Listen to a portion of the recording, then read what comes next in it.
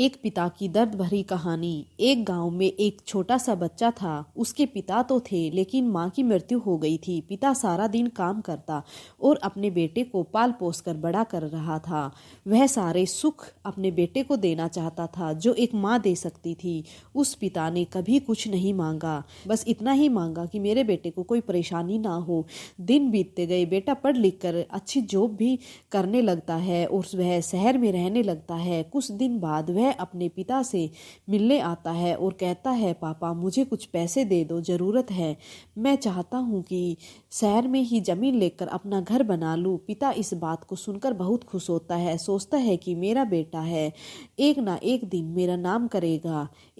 वह अपनी बचाई हुई सारी पूंजी अपने बेटे को दे देता है। बेटा शहर चला जाता है और उन पैसों से अपना घर बना लेता है। पिता इधर इंतजार करता रहता है कि मेरा बेटा फिर से आएगा, एक ना एक दिन तो वो मेरे पास आएगा ही। उसके पास अब कोई नहीं जाता था क्योंकि ना ही अब उसके पिता के पास पैसे थे और ना ही रहने की जगह थी। कुछ दिन बाद बेटा फिर लौट कर आया और अपने पिता से कहता, पापा अब आप दादाजी बनने वाले हैं। पिता को बहुत खुशी होती है।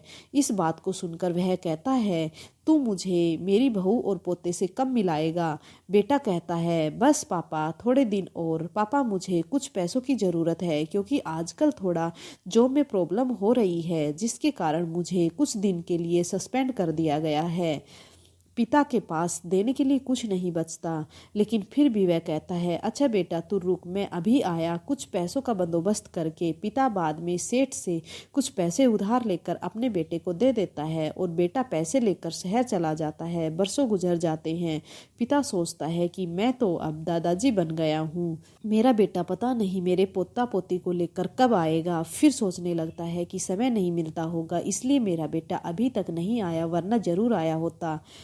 तब तक सेठ दो तीन आदमियों को लेकर उसके पिता के घर आता है और कहता है कि आपके वादे के मुताबिक मैं पूरे 3 महीने बाद आया हूँ अपने पैसे ले जाने के लिए। पिता कहते हैं, मेरे पास पैसे नहीं है देने के लिए। सेठ कहता है, जब पैसे देने के लिए नहीं थे तो आपने मुझसे उधार क्यों लिए? तभी पिता कहते हैं, ठीक है रुको, मैं तुम्हारे पैसों का बंदोबस्त करके आता हूँ। और वहाँ से नज़दीक के अस्पताल में चले जाते हैं। वहाँ जाकर अपना ब्लड डोनेट करते हैं और अपनी एक किडनी बेच देते हैं और उस सेठ का कर्ज देते हैं।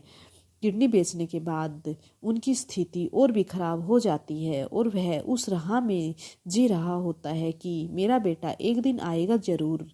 इस आस में एक दिन पिता की मृत्यु हो जाती है, परंतु उस बेटे को अपने पिता को आग देना भी नसीब नहीं हुआ। तो दोस्तों, आपको ये एक दर्द भरी कहानी कैसी लगी? अगर वीडियो पसंद आई है तो लाइक ज़रूर कीजिएगा और इसी तरह की वीडियो के लिए प्लीज़ चैनल को सब्सक्राइब कर लीजिएगा। Okay, thank you friends.